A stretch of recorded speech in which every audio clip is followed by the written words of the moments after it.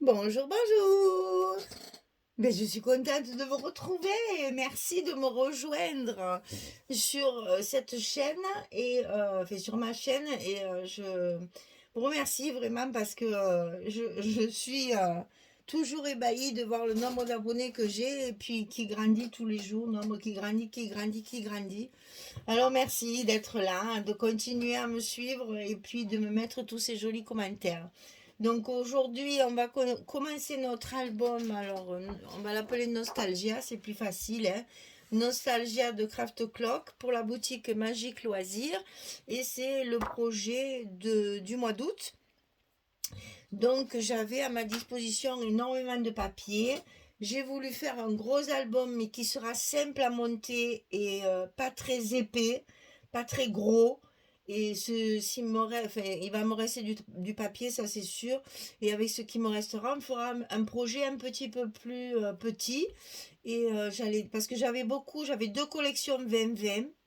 Et donc, comme je voulais faire, ben d'ailleurs, je vais vous expliquer, comme j'ai voulu faire quand même quelque chose un format assez grand pour pouvoir mettre toujours un maximum de photos, toujours pareil, mais que je travaille avec du 20-20, je vais vous expliquer comment, avec du 20-20, on peut faire du 30-30 sans problème et en rajoutant une petite touche personnelle. Vous allez pouvoir travailler avec du 20-20, rajouter des petites bandes avec un petit liseré fait avec une perforatrice ou autre, hein, un ruban ou une dentelle ou quoi que ce soit, et pouvoir agrandir vos formats de papier pour faire des grands formats d'albums. Voilà, donc je vous rappelle que les pages, elles font 24 de haut sur 22 de large. Donc c'est quand même assez grand, alors que nous n'avons que des collections. Enfin, la 30-30, elle m'a servi essentiellement pour la couverture et il me reste une feuille 30-30. Sinon, j'ai tout utilisé pour la couverture. Donc après, à l'intérieur, je n'ai travaillé qu'avec du 20-20, mais pour obtenir un grand format, j'ai triché avec ma fameuse petite bordure comme ça, là. Hein, je vous l'ai montré avec la perforatrice, voilà. Je découpe donc une bordure comme ceci, que je coupe en son milieu, ce qui me donne des petites frisettes comme ça, qui ressemblent à de la dentelle. Bon, et j'ai d'autres perforatrices aussi, mais qui sont un petit peu plus épaisses, et ça vous donne ceci pour le bord de vos papiers, ou quand vous allez faire des rajouts, vous mettez ça dans le ton du papier et ça fait un joli petit effet. Ça vous permet de faire des rajouts de papier pour obtenir des grands formats alors qu'on n'a que du 20-20. Excusez-moi. Donc ici, on va travailler sur le bloc numéro 1, la page numéro 1. On va la partager en deux, cette page. C'est-à-dire qu'on va faire des rabats comme ceci, des rabats comme ça, et un grand rabat par-dessus qui fermera tout ça. Ok? Alors, on va commencer par les grands rabats de côté comme ça, parce que c'est ce qui va déterminer le milieu de notre page pour pouvoir mettre le reste après à côté. Donc vous allez tracer ici votre milieu, c'est-à-dire 12 cm. Vous tracez une ligne et c'est sur cette ligne qu'on va coller notre rabat. Alors ici, on a deux rabats identiques. Alors, 13,5 sur 24, la hauteur de notre page. 13,5 sur 24 et sur le côté 13,5, on va plier à 11 et à 11,5 pour avoir le petit gousset des anses comme d'habitude pour pouvoir mettre des photos dessous et dedans. Et on va couper ça deux fois. Alors, celui qui sera sur le milieu de votre page, il est collé sur l'extérieur de la languette pour le coller comme ceci par-dessus. Et celui de droite, il est collé vers l'intérieur de la languette pour le glisser à l'intérieur de notre enveloppe, ici, dans le bloc. Ok? Alors, on commence par celui-ci, c'est le plus délicat à coller. Donc, on va le coller le long de notre... Ah ben bravo, il m'a emporté le scotch. Ah ben ça alors, Ben, il faut que j'en remette, hein, parce que sinon, ça va pas aller. Hein. Ah, mais ça, c'est pas mal, alors, tiens. Mon petit... Eh oui, parce que ma languette, elle fait pas tout à fait 2 cm.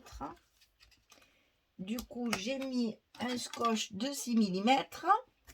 Et ce vilain, il m'a, avec la protection, il m'a emporté le scotch également. Ah ben ça alors. Voilà, tiens. Alors ici, on a donc une languette à coller le long de la pliure. Bien au milieu. Et évidemment, il ne faut pas loucher. D'accord? Il faut bien le centrer. Ici, on appuie bien sur notre languette et on refait bien notre gousset qu'on a tout aplati. Et vous allez voir que comme ça, c'est bien au milieu. On va glisser l'autre à l'intérieur de notre bloc, dans l'enveloppe du côté droit. Donc ça fait la même hauteur. Donc on bloque là-haut, le long de la première pliure du gousset.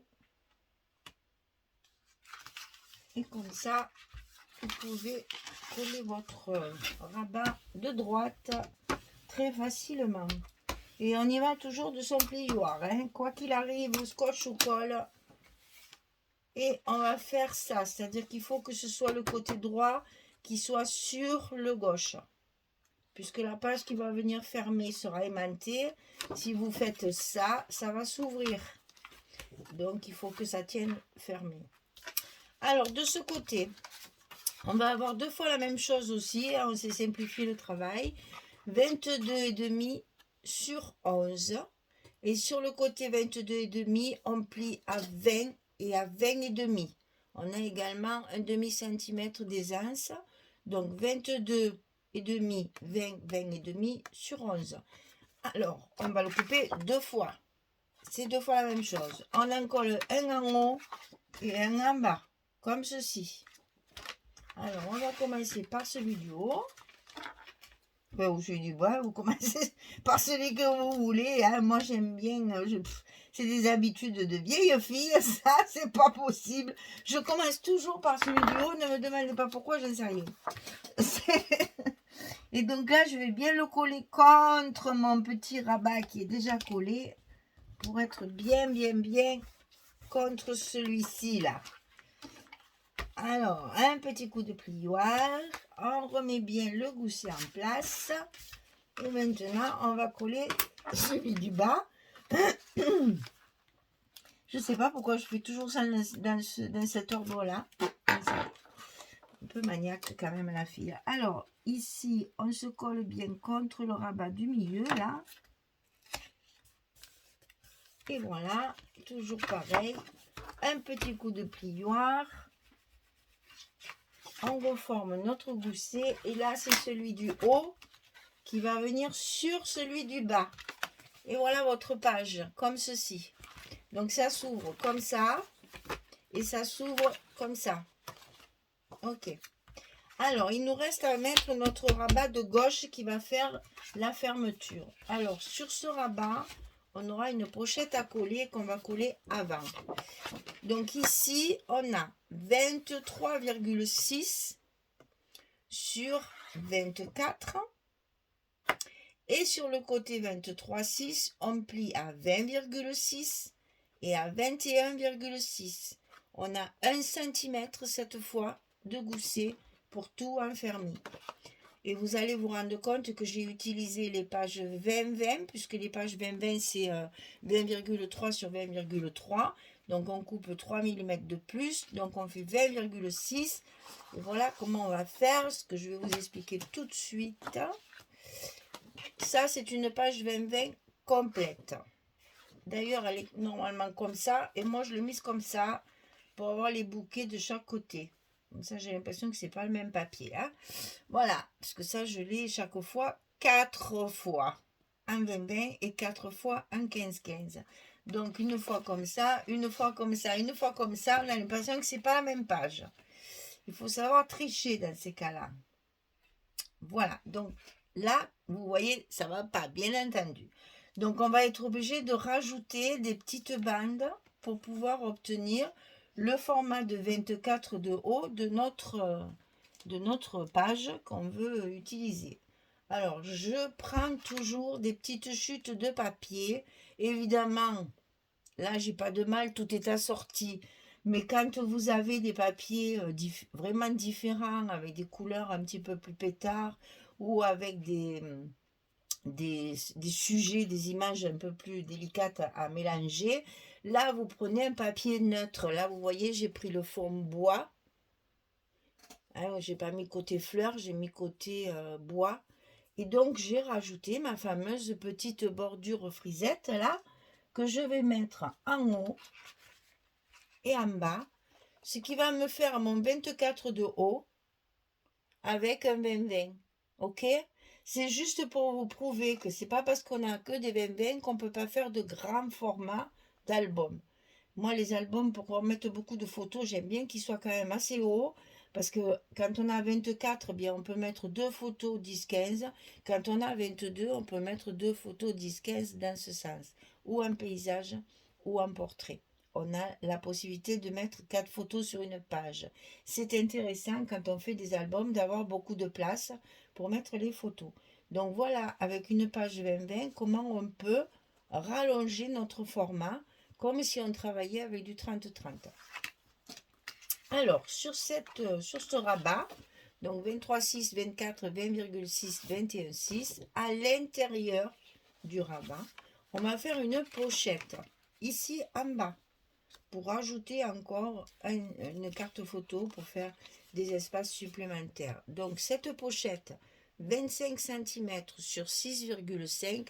Alors là, c'est pareil, vu que mes papiers sont très identiques et que je peux jouer avec mes chutes de papier cardstock au lieu de jouer avec mon papier. Si le papier est plus compliqué, c'est mon papier qui va déterminer la hauteur de ma pochette.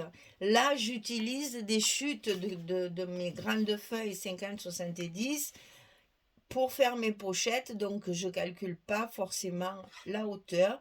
Moi, c'est du 6,5 parce que c'est une... Voilà, vous voyez, par exemple, là, j'ai une chute d'une grande feuille. Voilà, ça, c'est 50. Hein. Donc, voilà, j'ai coupé dans ma feuille 70. Il me reste ça. Ça me sert pour faire mes pochettes. Alors, si le papier m'ordonne autre chose, je vais bien sûr le recouper. Mais si mon papier se prête à tous les formats, comme c'est le cas dans cette collection, eh bien, je préfère récupérer mes morceaux comme ils sont et je fais mon 6,5. Voilà. 6,5 sur 25. Du côté 25, on plie à 2 et on plie à 22,6 pour avoir mon 20,6 de pochette à coller en bas de mon rabat. En bas des pochettes, le scotch rouge 6 mm. Alors, cette pochette, on va la mettre en place avant de coller notre rabat. C'est toujours plus facile de travailler à plat comme ça sur une page volante qu'une fois que c'est collé sur notre structure. Donc, c'est quand on peut, on le fait, c'est plus confortable, c'est plus facile. Et là, on va donc coller notre pochette à sa place des deux côtés. On tire sur le petit rouge là et la pochette est collée. Et alors là, c'est pareil, n'oubliez pas, le scotch rouge nécessite une bonne pression pour... Voilà, mon plioir, il part en miettes encore. C'est impressionnant, j'annuse. Ah, c'est pareil. Il faut que j'en commande un autre, il est déjà tout usé. Il m'en sert beaucoup, hein. Du coup, il me fait des petites poussières blanches parce qu'il est... Alors, quelquefois, je le lime un peu pour qu'il soit moins rugueux et surtout qu'il soit plus lisse. Mais là, il est fatigué, hein. Alors, donc, il nous reste à coller notre grand rabat, notre page de fermeture, en fait, hein. C'est notre page d'accueil, notre page la page qu'on va voir quand on va ouvrir l'album.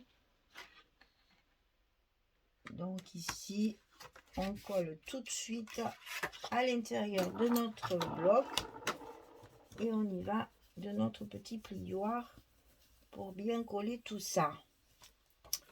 Et c'est là qu'on va mettre nos aimants de fermeture. Alors là, j'ai appuyé sur mon gousset, ce qui fait que ma page est de travers. Voilà, on remet bien son gousset en place. Il faut travailler son papier. Voilà. Et donc ici, on va mettre nos aimants de fermeture. Donc, on prend nos petits scotch là. Et ça, je suis obligée de le faire toujours en direct parce que je ne peux mettre mes aimants en place que quand ma structure est bien collée et terminée. Tant que ça tient sous forme de trombone, évidemment, ce n'est pas possible. Donc, je vous rappelle ici, hop, là, vous voyez, voilà, que c'est le côté droit qui est sur le côté gauche pour pouvoir fermer tout notre ensemble. Donc, on travaille bien nos goussets pour qu'ils restent en place. On colle nos aimants sur la partie en face. Et voilà, notre fermeture est faite. Voilà. Alors, donc ici, favorisez évidemment les espaces photos. Il y en a énormément, vous allez voir. Puisque la structure est relativement simple, j'ai mis beaucoup d'espace photo pour économiser mon papier aussi, pour que je puisse faire un autre album avec ce qui va me rester. On fera un album plus petit, plus vite fait et plus petit. Allez, on va mettre les papiers. Alors, je vous montre juste la façade. Hein. Donc, j'ai dit que je la mettais comme ceci. Avec mes petites bandes comme ça. Ça va vous donner ça sur... Alors, j'ai oublié de vous dire, puisqu'on a une pochette ici, on a une carte. Donc, la carte, 11 sur 16 pour glisser à l'intérieur de notre pochette. Alors, les cartes, je vais le faire une fois, comme ça après... Mes cartes, il n'y en a pas beaucoup, vous verrez, j'ai fait beaucoup d'espace photo, il y a très peu de cartes volantes comme ça. Ça dépend des albums, hein. Le dernier que j'ai fait, il y en avait beaucoup, là, il n'y en a pas beaucoup. Donc, toujours pareil, j'utilise ici des images de la collection 15-15. Donc, c'est trop petit, puisque 15,2 ou 3, je ne sais plus, je ne sais jamais. C'est terrible. Où c'est qu'elles sont mes petites pages? Alors c'est du 6 sur 6 pouces, mais je ne sais jamais si c'est 15,2 ou 15,3. Eh bien c'est 15,2. Et bien voilà, comme ça au moins. Voilà, donc évidemment nous on a 16, donc ça va pas. Donc j'ai rajouté pour assortir au reste, d'habitude je mets un petit bout de papier pour finir ma carte. Là, pour terminer, j'ai rajouté ma petite frise également sur mes cartes pour assortir à mon album. Alors là, c'est pareil. Je décolle toujours un côté pour positionner ma carte tranquillement à sa place. Alors, je le fais à plat parce que en l'air, j'y arrive pas. Voilà. J'appuie là où je mets mon scotch. Et maintenant, tranquillement, je peux travailler pour enlever tout mon scotch derrière sans que ma page ne bouge, sans que ça me nécessite quelque chose de trop compliqué. Là, c'est très simple. Voilà. Et ça me fait ma carte comme ça. Alors, toutes mes cartes, de l'autre côté, dans le verso, je mets mon fameux papier Florence couleur clé. Enfin, je ne sais pas comment ça se dit. C-L-A-Y. Clay, peut-être. Bon, moi, ça me fout. Et donc, voilà. C'est cette espèce de bleu. Ça ressemble un peu à l'iguana. Hein, c'est très légèrement pareil que l'iguana. C'est un tantinet plus vert, je trouve, que l'iguana. Et donc, bien sûr, quand ma carte elle est toute recouverte, j'y vais de mon petit plioir. Vous comprenez pourquoi il est usé, le pauvre. Et voilà, ma carte est terminée pour glisser à l'intérieur de ma pochette. Voilà. Allez, je colle tous mes papiers et je reviens vers vous pour vous montrer la finalité de la chose. À tout de suite. Voilà, j'ai terminé. Donc, je vous explique aussi le côté rajout aussi comme ceci. Là, je trouve que ça donne un peu de rythme aussi à ce genre de papier qui est relativement monotone, hein, parce que c'est quand même toujours la même chose au niveau des couleurs, au niveau des fleurs, au niveau des dispositions des fleurs, etc. C'est quand même un petit peu répétitif. Donc, pour un peu casser cette monotonie, c'est aussi utile de mettre ce genre de petites bordures ou de la dentelle, hein, c'est pareil, hein, pour essayer justement de casser un peu cette monotonie de papier là. Bon, moi je l'aime beaucoup, mais je sais que oui, c'est un peu toujours pareil, c'est un peu, voilà, moi j'adore ça, mais c'est parce que c'est mon goût. Mais je peux comprendre qu'on trouve que ce soit un peu monotone, parce que ben, quand vous ouvrez la page, on a l'impression que tous les papiers sont les mêmes, alors que non, hein, c'est pas du tout les mêmes, mais bon, c'est difficile de s'en apercevoir. Donc en mettant ce genre de petites frises ou les espaces photos comme ici, ça casse un peu cette monotonie et ça rajoute un petit peu au rythme de l'album, hein. Alors, donc ici, à l'intérieur de la page, bien sûr, on a notre pochette. Inutile de vous dire qu'il va y avoir de la décoration, bien sûr, parce que c'est trop nu pour moi. Il me faut un petit peu de vie, là. Donc, j'ai les collections 15-30 qui vont bien me servir pour faire mes décorations. Ici, donc, on a nos deux rabats, un en haut, un en bas. Donc là, vous voyez que vous avez un espace photo sur chaque morceau de la structure. Ça donne, comme je vous dis, un rythme, mais ça vous économise le papier aussi, ça c'est important.